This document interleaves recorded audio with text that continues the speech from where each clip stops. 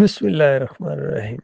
سورہ انفال کی یہ آیت بھی ادبی انداز کا ایک شاہکار ہے اور لوگوں کے لیے ان کے فہم و فراست کو بڑھانے یا ان کے فہم و فراست کو چیک کرنے کا ایک انداز ہے۔ فرمایا، اے نبی، یہ جو جنگ کے دوران کنکریاں پھینکی ہیں یہ تم نے نہیں پھینکی، میں نے پھینکی ہیں، اور مسلمانوں، یہ ان کو جو قتل کیا ہے کافروں کو، یہ تم نے نہیں قتل کیا ہے، یہ میں نے قتل کیا ہے۔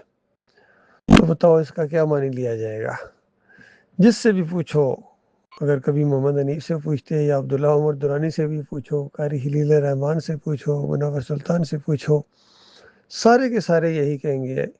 علی انجینئر سے پوچھو، طارق جمیل سے پوچھو، طارق القادری سے پوچھو، سارے کے سارے یہی کہیں گے کہ اس کا مطلب یہ ہے کہ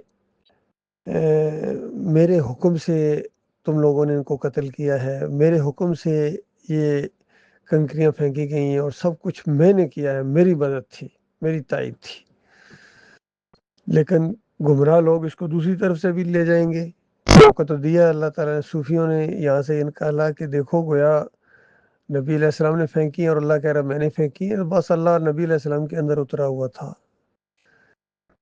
اسی طرح ابراہیم علیہ السلام نے ستارے کو دیکھا اور الفاظ یہ ہیں کہ ہاذا ربی، چاند کو دیکھ کے کہا ہاذا ربی، سورج کو دیکھ کے کہا ہاذا ربی ہاذا اکبر، یہ ہے بڑا یہ تو کیا کوئی اس کا معنی یہ لے سکتا ہے کہ تھوڑی دیر کے لیے ابراہیم علیہ السلام نے ان کو رب مان لیا؟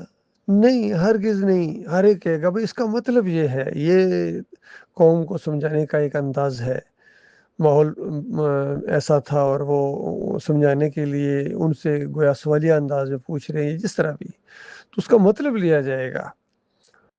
حدیث میں بھی اسی طریقے سے ہے، وہ بخاری کی روایت کے اندر کہ بندہ نوافل کے ذریعے جب اللہ کا قرب حاصل کرتا ہے تو اللہ تعالیٰ اس کے ہاتھ بن جاتا ہے جس سے پکڑتا ہے، آنکھیں بن جاتا ہے جس سے دیکھتا ہے، کان بن جاتا ہے جس سے سنتا ہے، زبان بن جاتا ہے جس سے بولتا ہے، پاؤں بن جاتا ہے جس سے چلتا ہے، اور پھر اللہ تعالیٰ سے جو مانگتا ہے اللہ تعالیٰ دیتا ہے۔ تو صوفیوں نے کیا نکالا کہ ایسا مقام آ جاتا ہے کہ انسان پھر اللہ ہی بن جاتا ہے۔ یہ انہوں نے پھر کفری عقیدہ بنا لیا۔ اور ایک مومن اس کا کیا مطلب لے گا؟ بھائی اس کا مطلب یہ ہے، اس کا مطلب یہ ہے کہ پاؤں نافرمانی میں نہیں اٹھتے ہیں، ہاتھ نافرمانی نہیں کرتے ہیں، آنکھیں اللہ کی نافرمانی نہیں کرتی ہیں، اور زبان سے اللہ کی نافرمانی کی باتیں نہیں ہوتی ہیں۔ تو یہ اس کا مطلب یہ ہے، اس سے مراد یہ ہے کہ انسان اللہ کا فرما بردار بن جاتا ہے، بس یہ مطلب ہے اس کا، انسان اللہ نہیں بنتا ہے۔ تو یہ فہم و فراست ہوتا ہے۔ تو پتہ نہیں کیا ہو جاتا ہے انسانوں کو جب ضد پر آ جائیں یا انا کا مسئلہ بن جائیں، یا ان کی بدبختی پھر سمجھو، جس طرح پھر وہاں لی ساجدین وخروا لہ سجدا، ان دونوں کا مطلب کس طرح لے لیا انہوں نے محمد حنیف لوگوں نے کہ خاندان یعقوب نے یوسف علیہ السلام کو سجدہ کیا تھا۔ تو یہ ایک انسان دوسرے انسان کو سجدہ کرے، اور پھر ایک نبی دوسرے نبی کو سجدہ کرے، اور باپ بیٹے کو سجدہ کرے، تو پورے دین کا انہوں نے جنازہ نکال دیا، ایمان کا خون کر دیا انہوں نے، کیونکہ ایمان کے اندر یہ خرابی ہے۔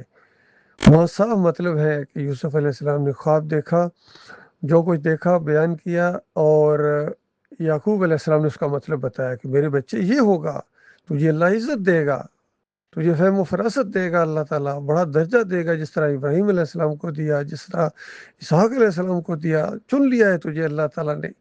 تو اس انداز سے یہ مطلب ہے اس کا۔ اور جب وہ سب کچھ ہو گیا تو پورا خاندان شکر گزاری کے طور پر اللہ کے سامنے سجدہ ریز ہو گیا۔ یہ مطلب ہے اس کا صاف ایمان عقیدہ قرآن کا۔ پھر سورہ مریم 58 نمبر آیت پڑھو، سارے انبیاء کی سنت اللہ تعالیٰ نے بتائی ہے کہ جب کبھی ان کے سامنے اللہ کی نشانی آتی ہے یا اللہ کے سامنے سجدہ ریز ہو جاتے ہیں، تو یہ نشانی ہے گویا اللہ تعالیٰ کی نے جو کہا تھا وہ پورا کر کے دکھایا۔ اللہ کی بات بالکل سچی ہے، اللہ طاقت والا ہے، قدرت والا ہے، حکمت والا ہے، یہ ساری باتیں آ جاتی ہیں اس کے اندر۔ اسی طرح حدیث کے اندر بھی کتنی اور چیزیں ہیں، اس کا معنی مفہوم لیا جاتا ہے۔ ظاہری الفاظ کے جو ہوتے ہیں اس کا ایک معنی جو ہوتا ہے حالات کے تحت وہ لیا جاتا ہے کہ کس ماحول میں یہ بات کہی جا رہی ہے۔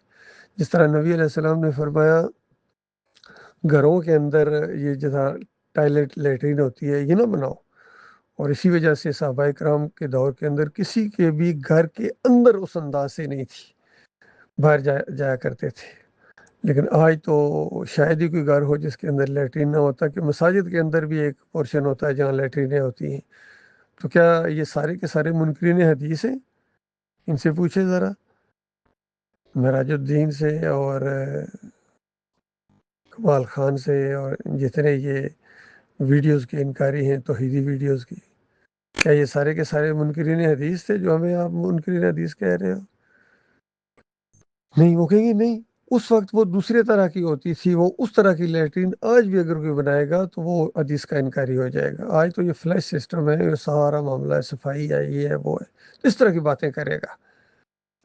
تو یہ ہوتا ہے فہم و فراست۔ اسی طرح نبی علیہ السلام نے خواب دیکھا سونے کے کنگن پہنے ہوئے اور پھر پھونک ماری اور اڑ گئے۔ تو بتائیے یہ اللہ کی طرف سے خواب تھا کہ یہ جو جھوٹے مدعی نبوت ہیں یہ اڑ جائیں گے، ان کا جھوٹ نہیں چلے گا، یہ مطلب لیا گیا اس کا؟ تو کیا کوئی کہہ سکتا ہے کہ اللہ تعالیٰ نے اپنے نبی کو کیا ایک حرام چیز پہنائی؟ اس طرح سوچنا بھی نہیں چاہیے۔ خواب کے اندر جو معاملہ ہوتا ہے اس کا ایک معنی لیا جاتا ہے۔ پھر سورہ یوسف کے اندر اور بھی خواب ہے، ان کا بھی معنی لیا گیا ہے، الفاظ نہیں لیے گئے ہیں کہ ہریالی کا معنی لیا گیا ہے کہ یہ خوب باران رحمت برسے گی اور خوب کھیتی باڑی ہوگی، اور خشک بالیوں کا مطلب یہ لیا گیا ہے کہ قید سالی ہوگی۔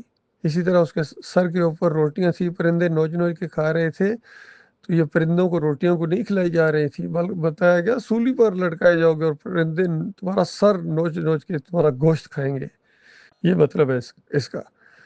تو یہ ہوتا ہے فہم و فراست۔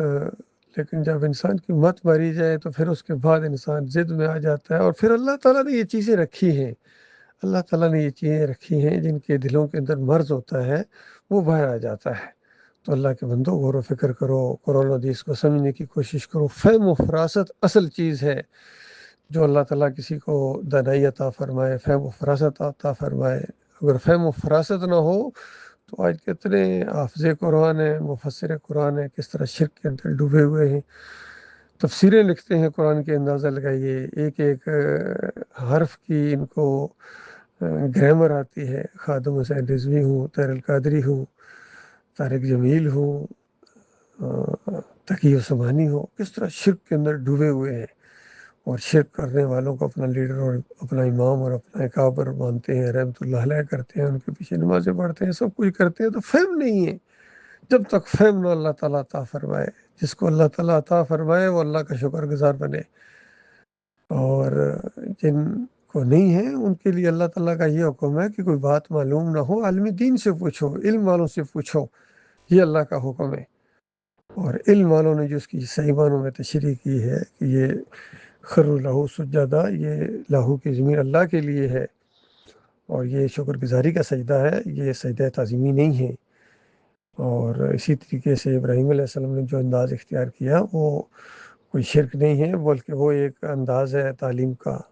اور اسی طریقے سے یہ جو آج کے دور میں جدید ٹیکنالوجی ہے، ویڈیو کا استعمال خاص کر ایمان اور اسلام کی تبلیغ کے لیے، یہ کسی حدیث کا انکار نہیں ہوتا ہے، بلکہ اللہ کے دین کو پھیلانے کا ایک ذریعہ ہے، اور بہترین ذریعہ ہے اس دور کے اندر۔ تو یہ جو حدیثوں کے اندر ہے کہ وہ جو تصویر بنانے سے بنا وہ دوسری چیز ہے، وہ اس زمرے میں آتا ہی نہیں۔ اس لیے ڈاکٹر مسعود الدین عثمانی رحمۃ اللہ علیہ نے یہی کہا ہے کہ میری رائے یہ ہے، میں یہاں تک پہنچاؤں کہ یہ زمرے میں نہیں آتا، یہ تصویر کے زمرے میں نہیں آتا ہے۔ ایمان اور اسلام کے لیے اگر اس سے کام لیا جائے تو یہ بالکل جائز ہے۔